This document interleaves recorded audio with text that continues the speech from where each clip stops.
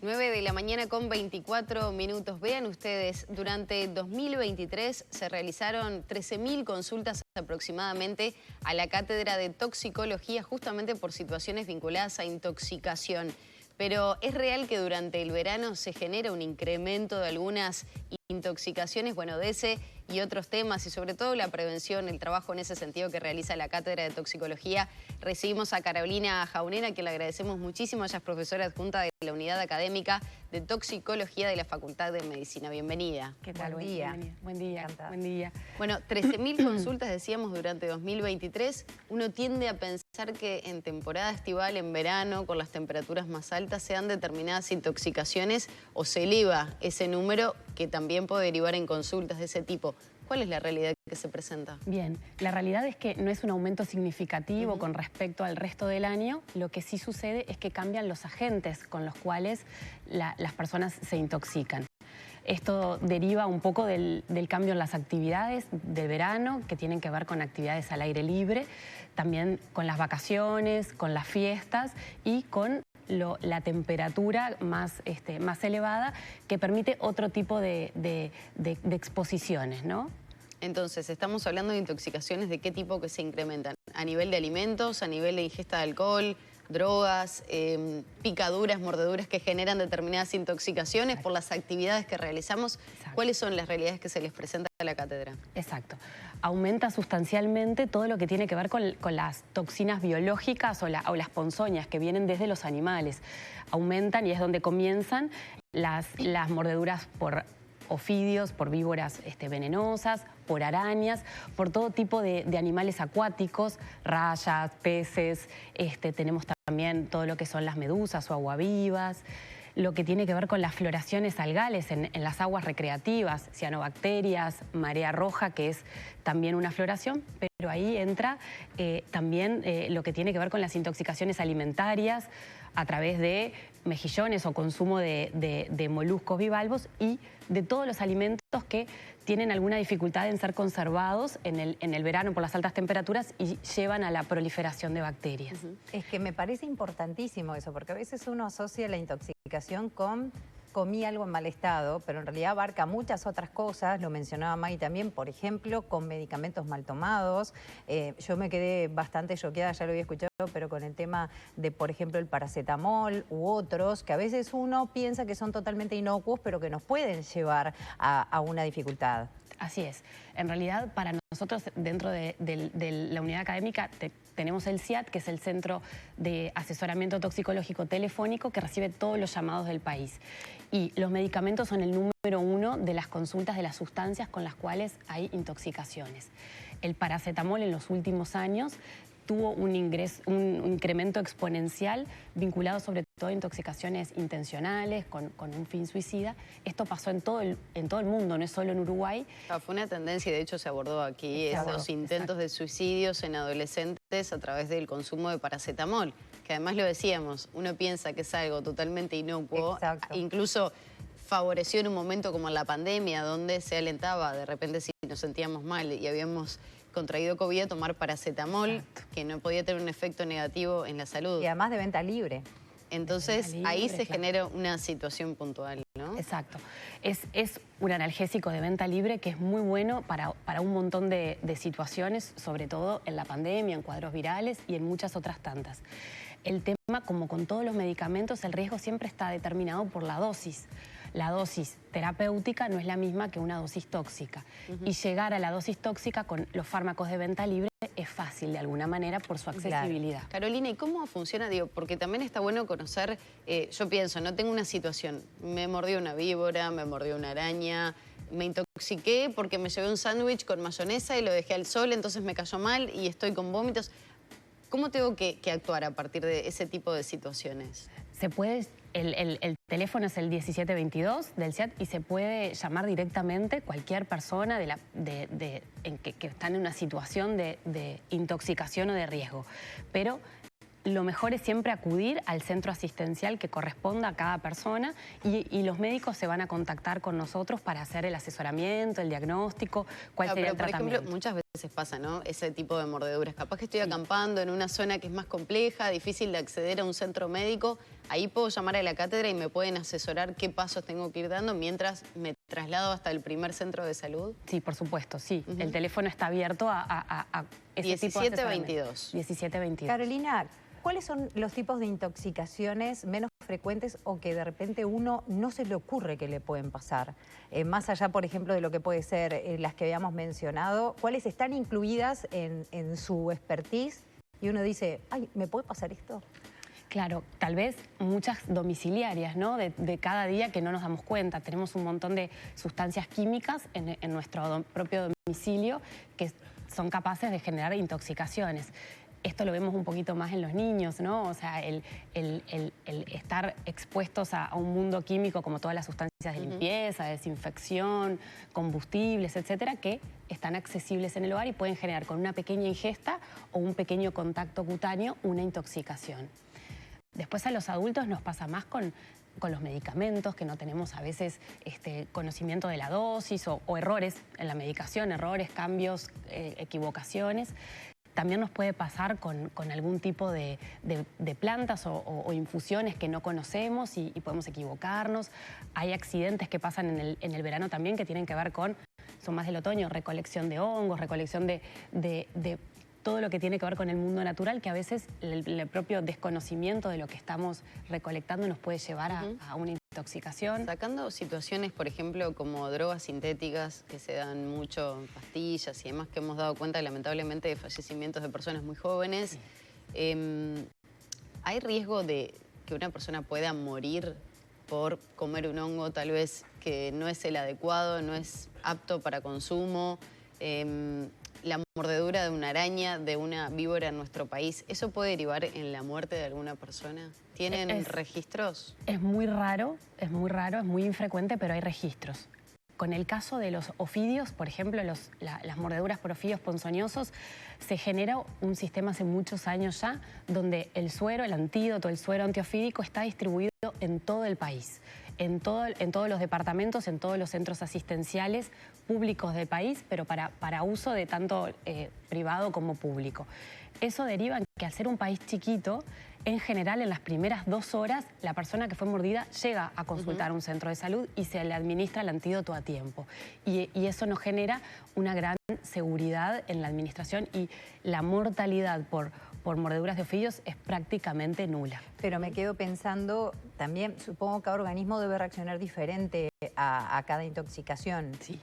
¿Y cómo se trabaja con eso? Porque uno siempre se queda pensando la típica, no es nada, me duele un poco la panza, no, mirá, me salió esto, no sé qué es, y dejarse estar, y más cuando uno está de vacaciones, seamos honestos. ¿A qué debemos prestarle especial atención y decir, che, acá capaz que debería consultar? Claro, pensando en las vacaciones, ¿no? Sobre todo. En un balneario, cualquier síntoma que implique un malestar intenso, ¿no? Que ya no es un malestar digestivo leve, que es autolimitado. Eso pasa un montón, ¿no? Que las intoxicaciones alimentarias son autolimitadas. ¿Qué quiere decir? Que en las primeras 24 horas probablemente se termine y el cuadro remita completamente. Cuando eso se extiende en el tiempo, cuando los síntomas no logran retroceder completamente o aparecen síntomas ya diferentes a tener un malestar digestivo, ya sea neurológico, con alguna dificultad en caminar, en movilizarse. Cuando hay afectación de algún otro sistema que ya no es lo digestivo, deberíamos consultar. Cuando aparece... ¿Ahí ya no es tarde? Digo, cuando pienso en cuestiones neurológicas, una parálisis, una dificultad en el caminar, en el hablar. Capaz que depende de la situación. Nosotros tendríamos que pensarlo como prevención en cualquier ingesta de en el caso de la marea roja, cualquier mejillón, molusco bivalvo cuando hay marea roja y yo no lo sabía o recolecté de forma así personal mejillones. Algas, mejillones, hice algún tipo de pesca artesanal y no tenía mucho conocimiento del lugar o de la zona y después de eso, o recolecté hongos y después de eso comenzaron síntomas digestivos, ahí siempre tengo que consultar, porque yo no sé exactamente a qué toxina estuve expuesta. Claro, ¿la automedicación puede ser peor? Por supuesto. Lo que nosotros necesitamos es un buen diagnóstico y estar seguros de que es una intoxicación o no lo es, de qué tipo y cuál sería el curso de esa intoxicación para irme realmente tranquilo a mi casa. Hay algunos mitos urbanos tipo toma leche. Si te intoxicas, por ejemplo, no sé, ingeriste combustible por error o algo de eso. Hay como una cantidad de recetas de las abuelas. ¿Descartadas? Descartadas. Nosotros las descartamos por la evidencia de muchos años de ver que no generaban ningún efecto beneficioso. La ingesta de leche lo que en general provoca es el vómito. Entonces, la intención es producir el vómito. El vomitar puede ser de riesgo porque puede generar aspiración del contenido gástrico a la vía aérea y agravar la intoxicación con una aspiración pulmonar. Entonces, no se recomienda ni inducir el vómito, ni dar ningún tipo de sustancia que genere el vómito en ninguna ingesta de ningún tipo de intoxicación. Maggie lo mencionaba, el tema de la ingesta de drogas, por ejemplo, en fiestas electrónicas, pasa también en la época quizá de las fiestas que se ingiere más en general y en su vínculo con el alcohol o en la mezcla. ¿Qué pasa ahí? ¿Ante qué síntomas debemos estar atentos si vemos que de repente alguien... ¿Qué debemos ver que nos llame la atención como para buscar ayuda? Bien, el tema de las pastillas o de las nuevas sustancias psicoactivas, que es el nombre que tienen, que son todas las pastillas y algunas otras presentaciones, es un tema que para nosotros es muy importante en esta época del año, que hay tantos eventos y fiestas. Y lo que ha pasado o viene pasando en el último tiempo es que muchas de estas sustancias han sido adulteradas y ya no son la pastilla que originalmente eran, porque es un mercado que sigue avanzando de forma impresionante. Entonces, al ser sustancias adulteradas, en el fondo lo que sucede es que la persona no sabe exactamente qué está consumiendo y puede presentar efectos que no son los esperados. Frente a esos efectos, ya sea que el efecto deseado, el buscado o el pegue no es el que siempre presentaba, o aparecen efectos adversos, ya sea pérdida de conocimiento, un síncope, una convulsión, un deterioro en el nivel de conciencia, eso habla de que hay una sobredosis, hay una intoxicación y deberían, obviamente, consultar inmediatamente. Y eso es lo que ¿hay posibilidad tenemos que prever. de evitar la muerte en esas personas cuando se dan ese tipo de situaciones? Si se detectan a tiempo. En el consumo de pastillas, por ejemplo. Sí, por supuesto. O sea, con una consulta médica precoz vamos a empezar el tratamiento sintomático. Porque nosotros nos quedamos tal vez con las historias de esas personas que finalmente mueren por el consumo de esas sustancias que en definitiva no sabía qué contenían esas pastillas. Claro. Como medida de prevención, ¿qué podemos nosotros pensar por una parte para el que lo va a consumir? Es empezar siempre con la menor dosis posible para ir probando cómo está ejerciendo un efecto. Si pueden, no consuman. Sí, ahora. No consuman, pero nosotros... El ideal sería que no se consumieran, pero si se hace tipo de situaciones por elección... De reducción de riesgos. Claro, esto tiene que ver con la reducción de riesgos, que también es algo que desde la toxicología nos plantamos también en esa situación. Cuando alguien decide hacerlo, que lo haga con seguridad. ¿Se sigue teniendo miedo de ir, por ejemplo, a las carpas de achique, como le llaman, a pedir ayuda por miedo a que haya de repente una sanción o un problema, o ya se está en cierta forma naturalizando el buscar ayuda y consultar en ese tipo de situaciones? Se está naturalizando, solo que se hace ya cuando la situación es grave, ¿no? Claro. Cuando ya estamos hablando de eventos que cuentan con este tipo de lugares de atención primaria, digamos. Sí, de atención primaria, o hay una emergencia móvil que está en el evento que va a atender a las personas que sintieron algún tipo de malestar.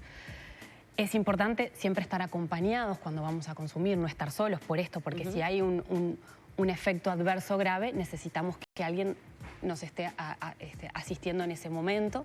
¿Se da a edades más tempranas, Carolina? Se da a edades más tempranas. El consumo de pastillas o estimulantes del tipo anfetamínico, que es como se llaman las pastillas, está cada vez más difundido y cada vez más precoz. ¿De qué edades hablamos? ¿Qué tipo de consulta? Adolescencia. A 14, partir de los 15, 16 años empieza el consumo experimental. Luego las consultas pueden ser, las graves pueden ser en un poquito más grandes. ¿Se puede intoxicar a alguien por consumo de marihuana? Sí, claro, claro. ¿Qué tipo de situaciones se presentan? Porque uno tiende a pensar, bueno, marihuana, está regulado, puedo ir a una farmacia y comprar de repente marihuana que entiendo es segura. ¿Qué efectos nocivos puede tener en la salud? Ahí para identificarlos también, ¿no? Claro, el concepto desde lo toxicológico es que cualquier sustancia tiene la posibilidad de generarnos una intoxicación depende de la dosis. O sea, no hay nada que sea completamente seguro, depende cómo yo lo consuma. Puedo tomar demasiado agua y generar síntomas de intoxicación por la sustancia, aunque la sustancia sea buena. El problema no es la sustancia, es cómo la consumo y en la cantidad. Con la marihuana lo que puede pasar es que sabemos que tenemos una calidad o marihuana mucho más concentrada, con mucho mayor cantidad de THC, por lo que tiene más efectos psicoactivos como antes capaz no se veía. Entonces, intoxicaciones no son frecuentes, pero se pueden dar. Son más comunes cuando la vía es oral, cuando se ingieren en preparaciones cocinadas, porque ahí demoramos más tiempo en absorberlo y cuando lo absorbemos todo junto, entonces nos fuimos como midiendo la cantidad y ahí puede venir un cuadro de intoxicación. También vemos intoxicaciones en niños pequeños que por tener algún tipo de alimento preparado con marihuana o plantas o restos, la ingieren y tienen intoxicación vinculada a la marihuana. ¿Qué pasa con los psicofármacos? Que son un tema que ha crecido y bueno, muchas veces están controlados, están recetados como debe ser y hay otras que no. El uso de psicofármacos está ampliamente extendido en la población y para el Centro de Toxicología es el primer medicamento, dentro de los medicamentos que son las consultas más comunes por intoxicaciones, los psicofármacos son los primeros, dentro de ellos las benzodiazepinas, que son la familia del diazepam, del clonazepam, y bueno, el riesgo es siempre vinculado al mal uso, a la automedicación o a las dosis excesivas, ¿no? ¿El consumirlo pasado el vencimiento puede ser tan perjudicial para la salud? No, el consumido pasado la fecha de vencimiento no nos garantiza que sea efectivo, que ese medicamento sea efectivo. Porque general, a veces uno dice, no, tomé esta medicación que estaba vencida y me cayó mal. No debería. No debería, va a depender un poco del tiempo de expiración del medicamento, pero en realidad lo que no se asegura es la efectividad. No necesariamente da efectos tóxicos, sino que ya no es efectivo el medicamento. ¿La exposición al sol en determinadas horas y por un tiempo prolongado puede generar algún tipo de situación de este tipo o no?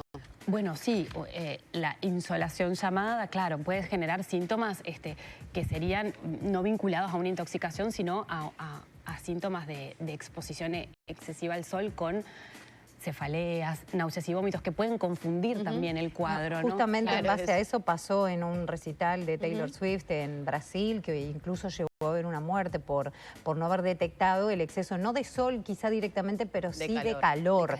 Cuando vemos ¿cómo debemos darnos cuenta que quizá nos estamos insolando o quizá nuestro cuerpo ya no está soportando la temperatura? Claro, bueno, principalmente hay una sensación de malestar general, ¿no? Dolor de cabeza es el síntoma clave y bueno, puede aparecer también síntomas digestivos, náuseas, vómitos. Todo esto puede ser confundido con otro tipo de intoxicaciones, eso es importante. Los síntomas digestivos son una carta de presentación de un montón de intoxicaciones que en realidad por eso implican a veces una consulta médica para poder hacer un diagnóstico diferencial de qué es lo que está sucediendo. Muy bien. Carolina, te agradecemos muchísimo que nos hayas acompañado. Creo que es sumamente representativo tener este cuadro de situaciones que se pueden ir presentando y que estemos atentos. Vamos a reiterar el teléfono 1722 en caso que se dé algún tipo